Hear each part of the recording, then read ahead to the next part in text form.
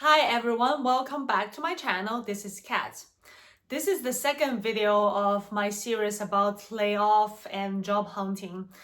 In this video, I would like to provide you a lot of resources and toolboxes that you can leverage.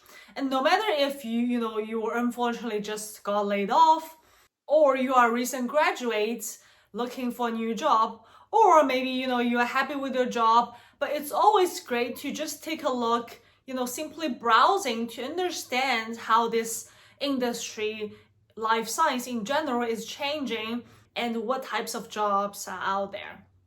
And as many of you know that I got my PhD here in the United States, when pandemic hits, a lot of time that I spent other than my thesis and paper writing is just browsing on these websites, take a look at what kind of jobs are there, what kind of tips people providing, because there's just a lot of things that we don't know, or maybe you think you know, but you actually don't.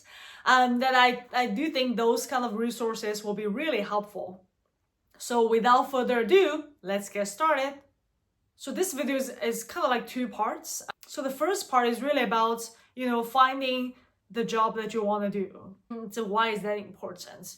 It is really important for me to tell you that because I've seen so many people, they blindly submit resumes, and I just don't think that is effective, and you might not be happy even you get a job. And second part is really the toolboxes and how you can navigate it. And hopefully those could help you be more organized and more methodical on the job hunting process. So I think first you have to understand why you are doing this. And then you want to understand what type of companies you are trying to go after. So in my case, for example, again, I'm a consultant. Do I not like my current job? That's why I'm switching to another consulting firm because I still like consulting, or I'm maybe still happy with my current firm, but I would like to get a different experience by joining a biotech or biopharma company. And to do this leap, there are multiple thinking process as well. Again, what type of industry do you want to go in? In my case, I'm very interested in life science tools. I'm very interested in biopharma, drug development in general, and as well as, diagnostics. It's really hard for me to decide in that case which industry. But then another question you have to face if you go to the industry is what type of jobs? Because within a corporation, there are different types of jobs. So you have business development, which is more client-facing, or you have more corporate development, corporate strategy, or you have more, internal-facing product manager, program manager.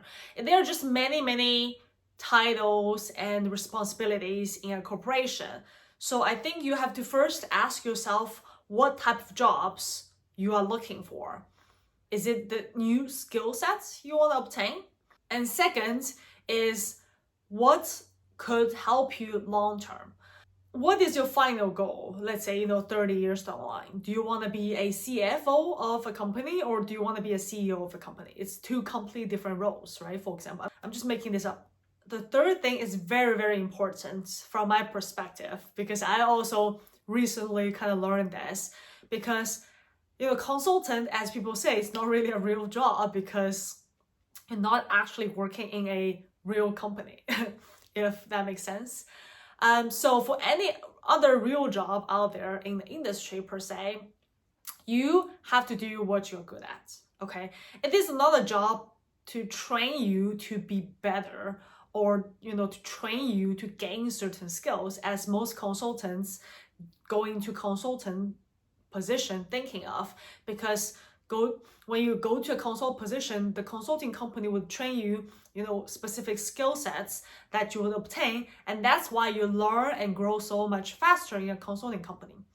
Versus in industry, when a position is open, they're looking for a specific type of person that can actually do the job, okay? So you actually want to find a position that you're good at. Of course, you're not going to be 100% at that level already, but you have to know how to do it, kind of big picture level, or you already know, let's say 60 to 80% of the job already. And I think, I was a student for a long time, right? And I'm a consultant. So my mindset is always like, I have to learn on this job, which kind of, is my first point. But this third point is really, really important. And that's what a corporation really wants. And that's why your resume really has to tailor towards this specific position. Your skill sets have to match the responsibilities that this job requires. After you know what type of jobs, what type of companies you want, first step is you want to evaluate this company and network. People always skip this step because it's laborious, it takes a lot of time and effort, but this really helps a lot in this current climate. Okay, now there are so many people got laid off. Even you have a job now, your resume looks similar to other people who just got laid off. So you don't really have the advantage. Yes, I have a job, so I do a better job than other people who apply. No, people don't really care. So networking is really, really important when there's so many talents in the pool. Once I talked to a friend in a large biopharma company, and she was like, there was one position opening and 12 people got interviewed. All of them were internal referrals. And I'm sure you know your way of networking, but I will just, say very simple few words here. One is really leverage your past network. Go to your own LinkedIn, go to your own school website, leverage your existing network. Who are the school alumni currently in the companies that you want to work for? Who are on your LinkedIn connections? Networking is great because you can get to know the company culture, the team's culture, what do they do on a daily basis. Of course, you have the secondary websites that you can take a look. For example, I highly recommend Glassdoor, which is a website that you can see other people's reviews, regardless if they got the offer, without the offer. You can see the salary range. Of course, take that with a grain of salt, but the range is there. That's really helpful. And of course, for all my international peers out there, one of the biggest thing is if the company is sponsor for H1B, if you don't have a green card yet, right? So go on the H1B database and search for the company that you're interested to see if they have the history or currently sponsor an H1B. And within that database, there's also the salary range and the title accordingly. So please leverage those resources and really get a better picture of the company and the position. And for the actual job hunting websites, okay, there are many out there, right? You can simply Google the best job hunting websites out there. My recommendation would be only focus on one or two job sites, okay? Because a lot of jobs got posted in many, many job sites, but they're redundant. Please don't waste your time, look at all different type of job sites. There's not really need to do so.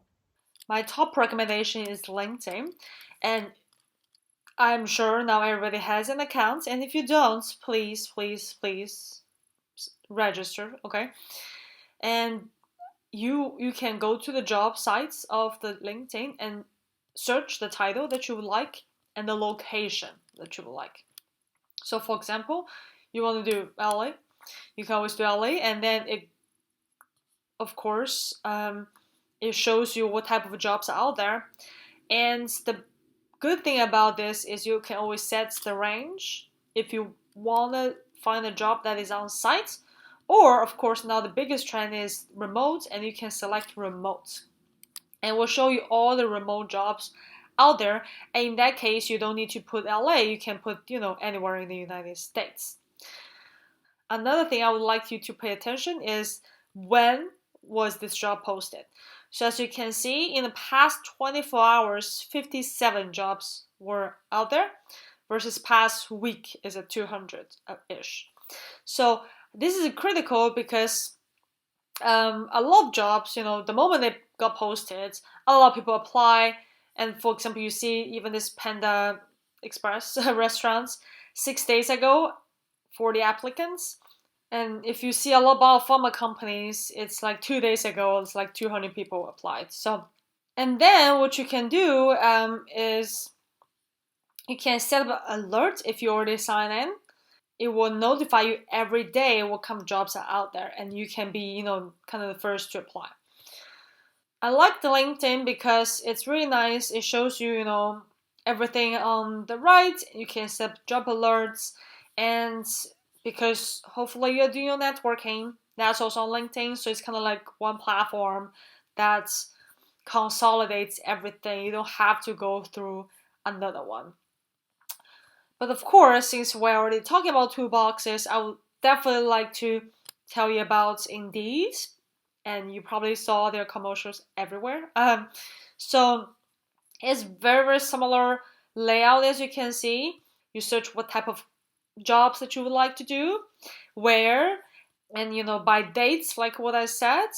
And if you want to do remote, there are just a lot of filters you can do. Do you think Indeed, for example, you can filter by your degree? And in this case, because I have a PhD, I can always filter by the doctorate degree, and you can see much fewer and more tailored jobs.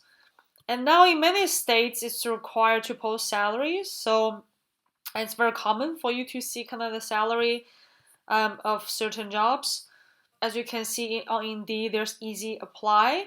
Basically, you just got to submit a resume, answer very, very simple questions, apply directly on the job sites, in this case, Indeed, directly, versus, for this one, you have to go to the company site.